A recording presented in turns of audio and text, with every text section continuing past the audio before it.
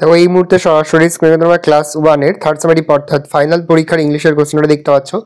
একে দেখো যে feel in the blanks with the words from the basket, প্রশ্নের মান 1 করে 1 × 5 = 5।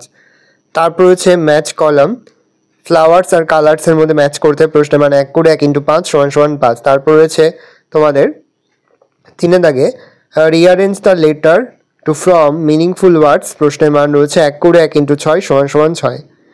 ভালো করে দেখে নাও। তারপরে তোমাদের সার্কেল দ্য অড ওয়ান, প্রশ্নের মান হাফ করে হাফ গুণ 4 = 2।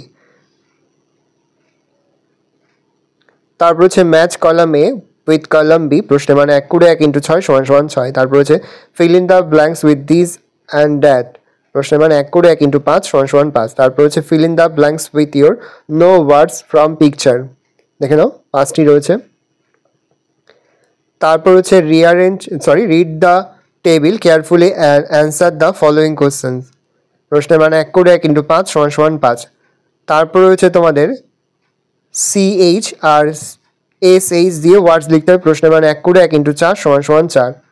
তারপর 10 আগে রয়েছে অ্যান্সার দ্য ফলোয়িং কোশ্চেন্স, প্রশ্নের মান রয়েছে 1 করে 1 × 4 = 4। তারপর write their sentence on rainbow, প্রশ্নের মান রয়েছে 3। ভালো করে দেখে নাও প্রশ্নপত্রটা।